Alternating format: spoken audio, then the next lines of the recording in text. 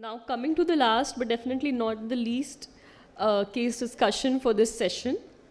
This is a case of a 66-year-old obese executive with type 2 diabetes and obstructive sleep apnea.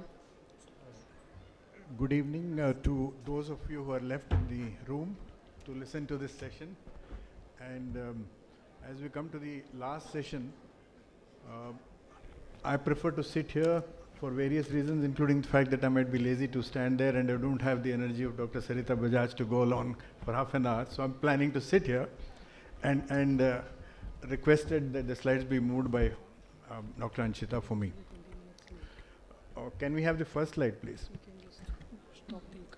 Basically, this is not an uncommon situation for most practicing physicians and diabetologists to have a patient of what we describe as obstructive sleep apnea, but not being able to recognize it because we're not aware that such a possibility exists and should be investigated. And probably that's why the organizers felt that we should have a case like this to highlight and focus the need to be always aware that we need to look at that. So briefly to introduce the next 1 minute or so, but what is, how do we define obstructive sleep apnea? There are several definitions, but the most useful, important definition to me would be repeated episodes of upper airway collapse during sleep that leads to apnea, that is cessation of airflow more than or equal to 10 seconds, or hypopnea, which is decrease in airflow for the same duration, which is associated with either an oxyhemoglobin desaturation or an arousal detected by electroencephalography. So basically it's associated with excessive daytime sleepiness and other adverse health consequences, and that's why we need to be aware and try to recognize it in clinical practice.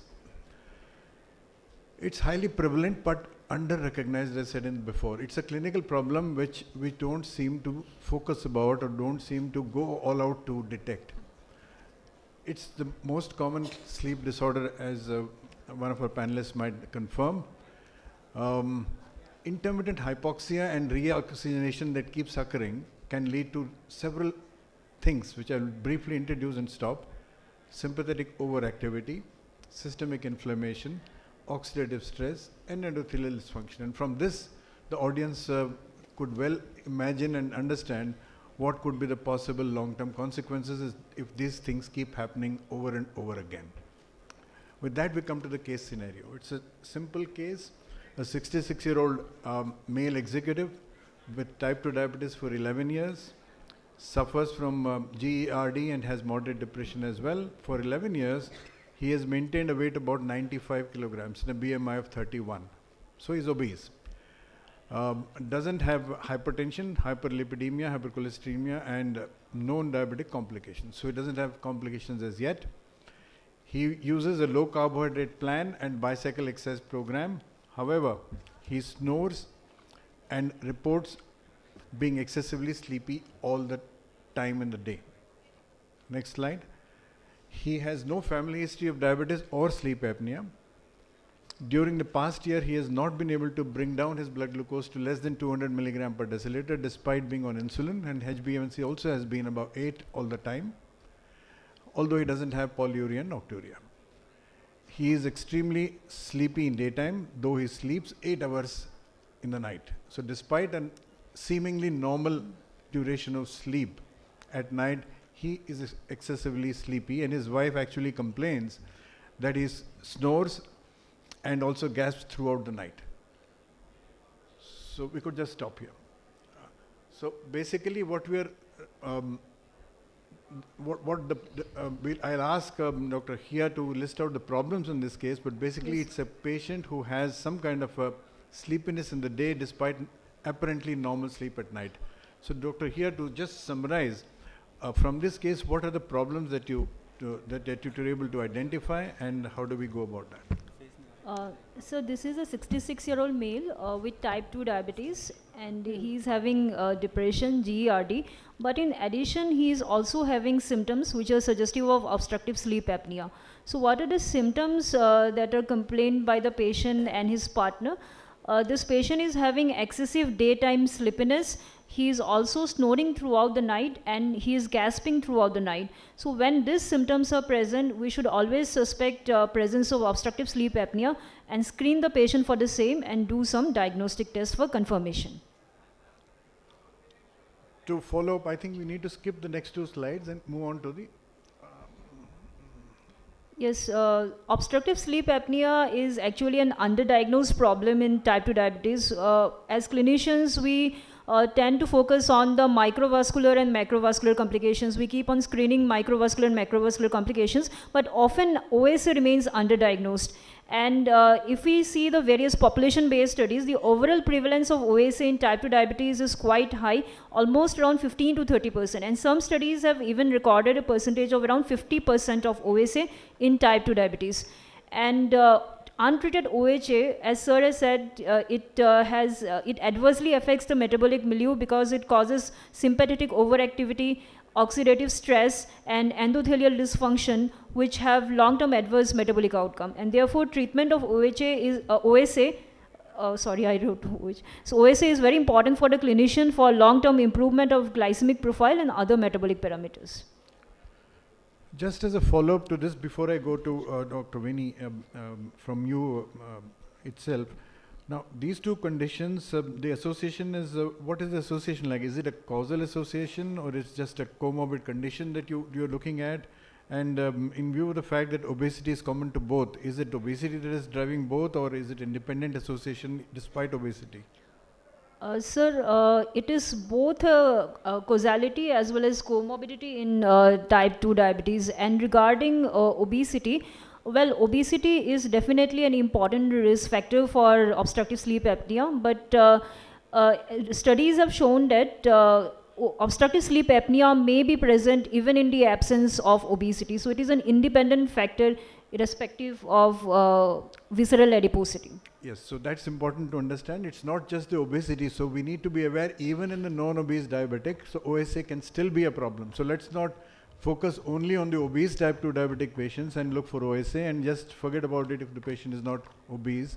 So we need to be aware that even it can be associated even if there is no obesity. Now coming to Dr. Vinny, how common in general is OSA in clinical practice? Next. First of all, my good evening to everyone, to the audience here, and a big thank you to the organizers. Thank you for inviting me here.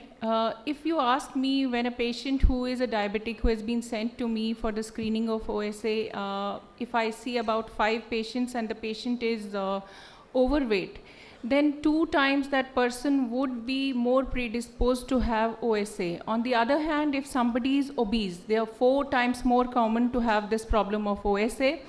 And the screening strategies should be used for every patient of yours who's coming to your clinic with some kind of problem, explaining that I'm not able to do the requisite amount of exercise you have prescribed me. Now, this is a very, very common problem.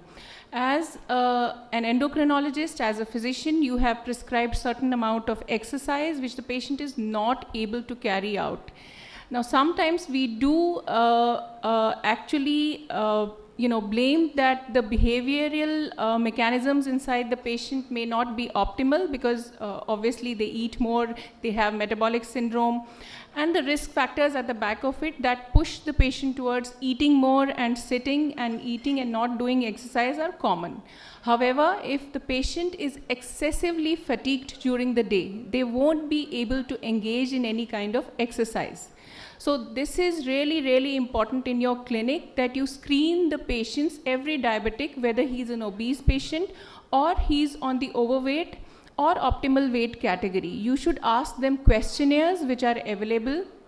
The most common one which is there is Berlin questionnaire, and the other ones like stop bang, which are mostly used by the anesthetist pre-operatively, but it is a very good screening measure to use in your clinic. Can you please move it to the next slide? Next. Again, next, please. Again, next. So if you see the prevalence of OSA, it is very high. It is a mirror image of what Dr. Hia already said. It is between 30 to 50%. Most of your patients who are diabetic would be having OSA in the prevalence of about 30 to 50%. Next slide. The screening tool, yeah, go ahead, yeah. It should be stop bang.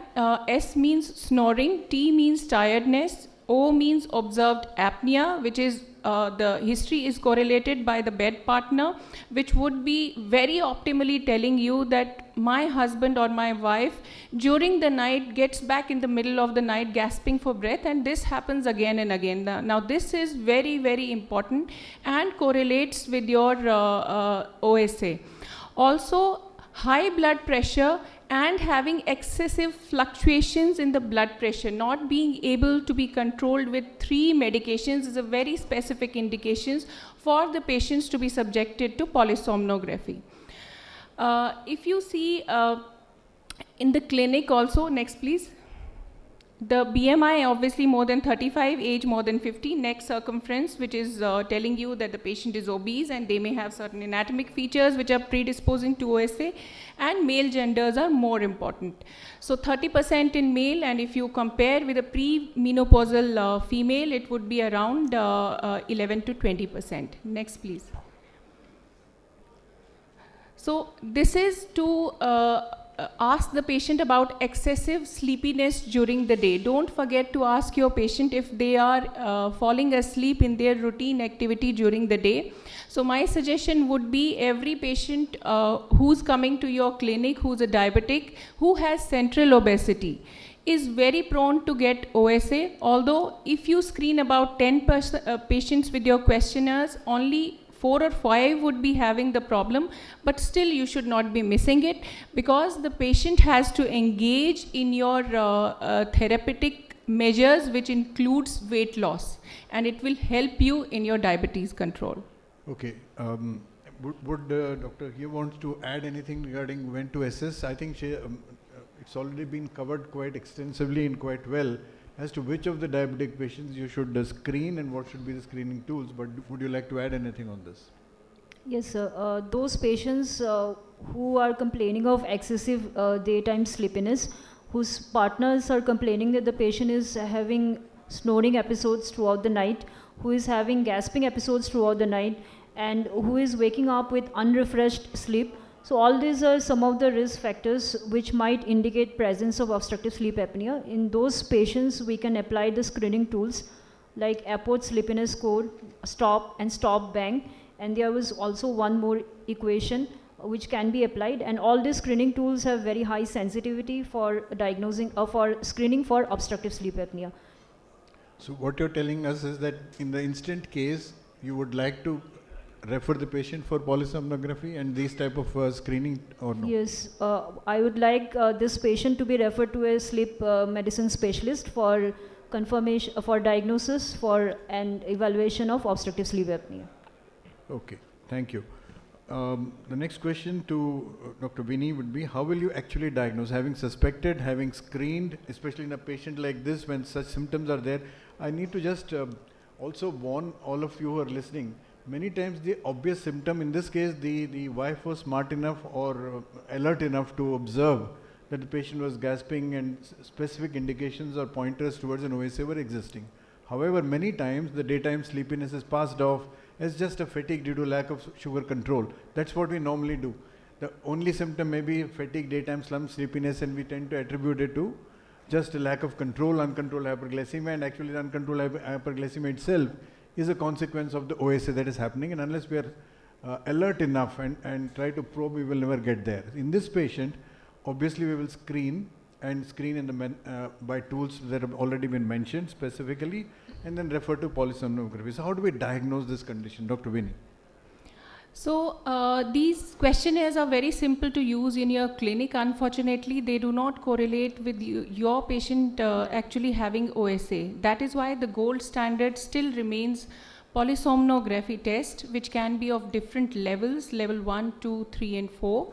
The level 1 is the one which is done at a lab which is equipped with all the EEG leads, ECG leads, as well as the sensors which are put over your abdomen and your chest to see the thoracic and the abdominal motion, as well as the flow sensors which are put inside your nose. So this is the level 1 study, which is the gold standard for everyone, and this gives you the AHI and the apnea, the respiratory desaturation index, and should give you a report. If you see in this patient, there is a paradoxical movement of the abdominal and the thoracic regions. If you see, the green colored arrow is rightly showing it, and there is a cessation of breathing shown by the flow sensor depicted by the red arrow. Along with it, you should have desaturation of about 3% and followed by an arousal. So there are 3 mechanisms going side by side. One is cortical arousal, the other one is desaturation, and the other one is cessation of breathing and paradoxical movement.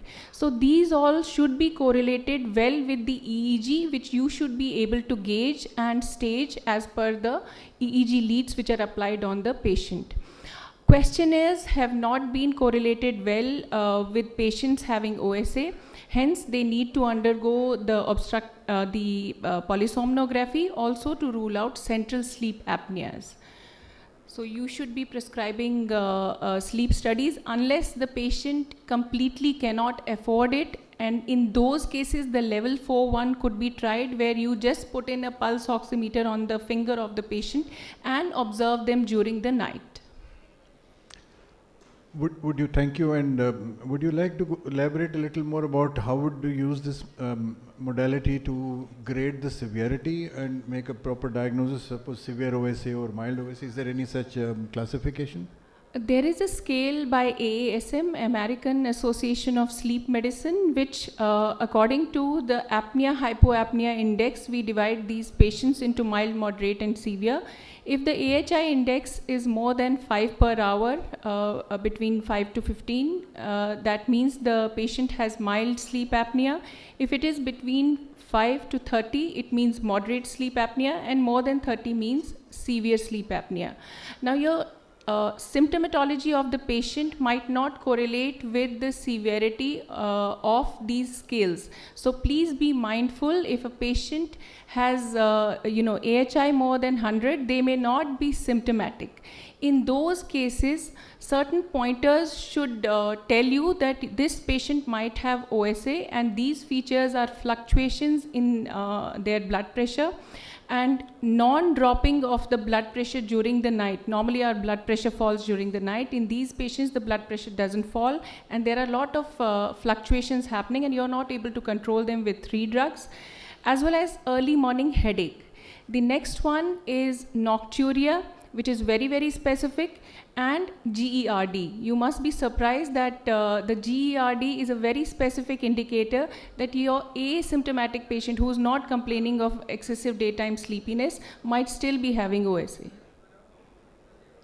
Okay, thank you, and I hope people have now followed when to screen, when to suspect, when to screen, when to refer, and how do you make a diagnosis, how does the pulmonologist or a sleep physician make a diagnosis of OSA. Now let's come to the consequences of OSA in a diabetic patient.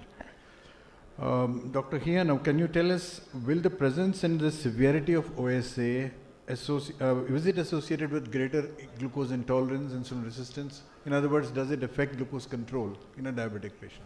Yes, definitely, sir. Presence of obstructive sleep apnea is associated with worse glycemic control. There are many studies which have evaluated the effect of OSA on the HbA1c of the patients, and it was seen that those patients who were having concomitant obstructive sleep apnea, they were found to have significantly higher HbA1c in the long term compared to those without obstructive sleep apnea. Now, there might be various factors for this because of endothelial dysfunction, intermittent arousals, hypoxemia, desaturations. All these are actually causing a constant oxidative stress and increasing the reactive oxygen species, and they are also adversely affecting the metabolic milieu. And in this way, they are also increasing the long-term cardiovascular, cardiovascular outcome also, and other metabolic consequences, and simultaneously worse glycemic control. So in the light of this, would you believe that the failure of this patient to get his HbA1c under control and his glucose less than 200, could it be attributed to an underlying undetected OSA? Is it possible?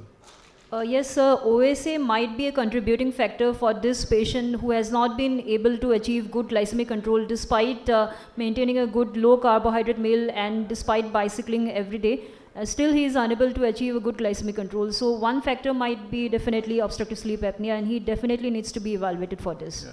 Also he was an insulin, so therefore this is a right candidate where we don't look for a possible cause for lack of control. So this is another thing. Somebody who is not getting his sugars under control, and you've done everything that you can, and for some strange reason the sugars are not getting under control again, do not forget OSA. Okay. So next, Dr. Vinny, does OSA contribute to the pathogenesis of type 2D? This is a very good question, sir. It is actually interrelated. Both of them are interrelated. The risk factors are common, as Dr. Hia rightly told in the beginning of the session. Also, if you see, the putative mechanisms and the pathogenesis is very much similar. They have certain hormonal milieu which is created due to the metabolic syndrome. And there is release of a lot of cytokines which are there from the adipocytes. The adiponectin, which is the good one, reduces in patients who have metabolic syndrome, and resistance hormone is increased.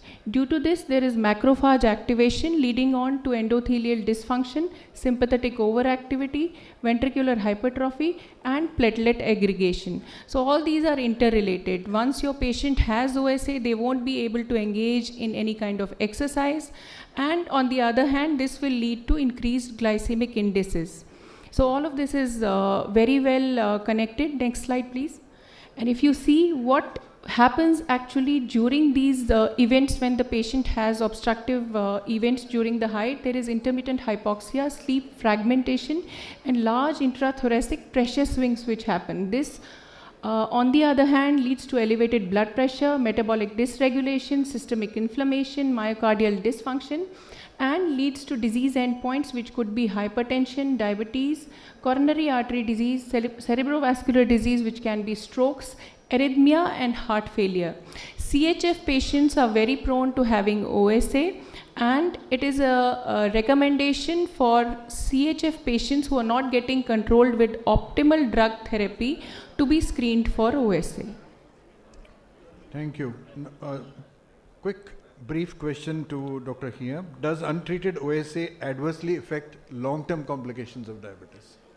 Yes, sir. As highlighted in this slide, untreated OSA can definitely lead to various metabolic complications, and because of uncontrolled glycemic profile, there is also increased risk of microvascular and macrovascular complications. Therefore, it is very important for every clinician to diagnose OSA in a patient who is complaining of all those symptoms, and accordingly refer the patient to a sleep medicine specialist. Okay, and Dr. Vinny, does the OSA have any effect on other components of the metabolic syndrome other than diabetes?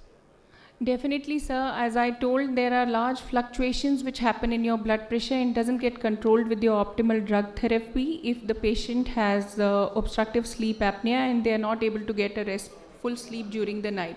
In addition, cerebrovascular disease, strokes, arrhythmias, heart failure, sudden cardiac death, which you might have recently heard in case of the music director Bappi Lahiri ji. So sudden cardiac death is also reported with obstructive sleep apnea. This all happens due to the increased inflammatory state which happens in the patient. So OSA could not only affect glycemic control, it could also affect adversely the various comorbidities in a diabetic patient. So again, it's an important thing to assess and treat. So how do we manage, Dr. Vinny, how do we manage OSA?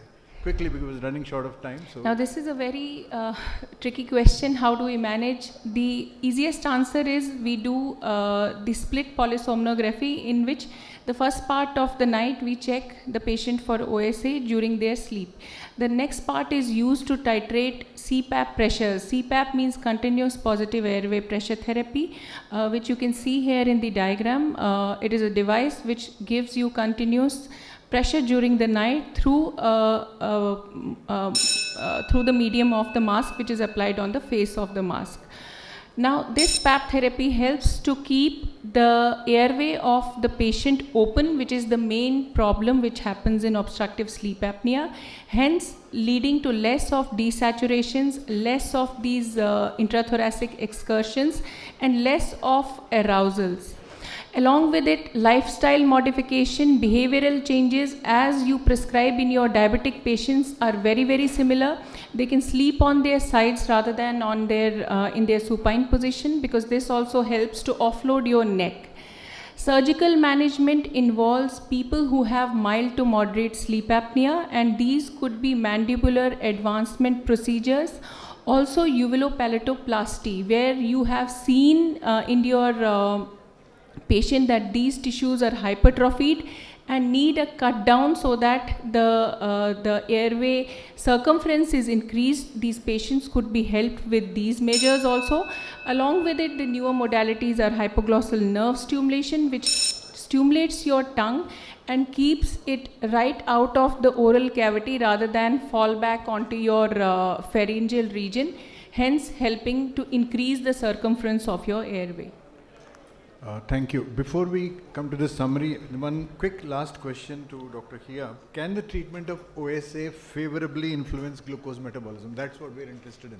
So actually, so CPAP treatment has been the traditional treatment for obstructive sleep apnea, and the studies that have been conducted on the effectiveness of CPAP on glycemic milieu, actually there are various conflicting studies. A few studies have shown that there is a 0.4 to 0.5% HbA1c reduction, but some other studies have shown that there is as such no difference in HbA1c.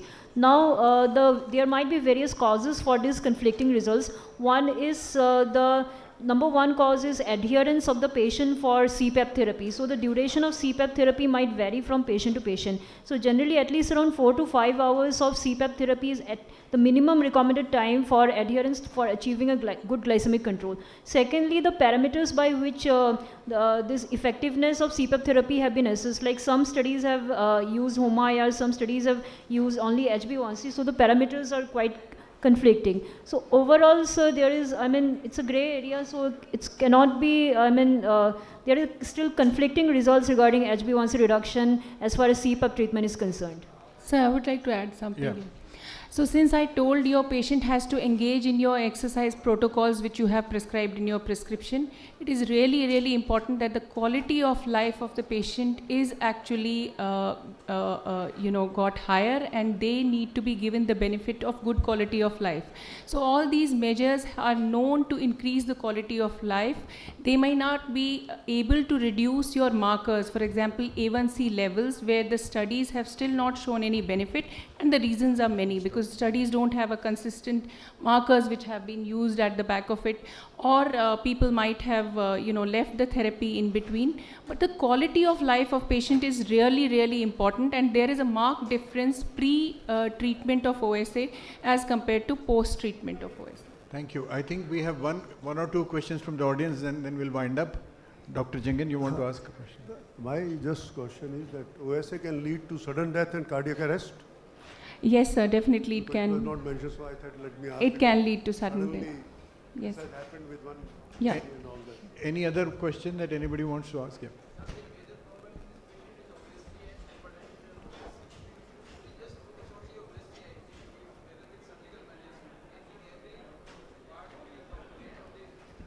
Problem in this patient is going to be solved rather than focusing on the OSA CPAP. If we just focus on the obesity management part, I think everything is going to be improved a lot in this patient. You're right. Dr. Hia, you want to respond quickly? So, Obesity, sir, the OSA might be present independent of obesity. So obesity is not the sole factor. Doctor, Which here, see, we are looking at this case actually. This case is obese and significant talking of obesity this- is present. He's hypertensive, he's diabetic patient. If we just take control of the obesity in this patient, he's going to So the improve a lot. problem He is will not OSA require is a multifactorial disease, and in addition to OSA, there are certain hormonal milieu which is taking part. There is also the tone of muscles which is responsible for reducing the circumference of your neck. So it is not only obesity or lifestyle management which will help the patient, but PAP therapy will definitely improve his quality of life. But I think But there is your a point major is problem. your point that is the well law. taken, sir. Your point is well taken. Obesity will be, of course, the obesity management will be a crucial step in the management of this particular patient. And I think the organizers want us to wind up, as the hall also is now becoming ready for plenary. So thank you very much. We had a nice, wonderful session. And please remember OSA when you manage diabetic patients. Thank you.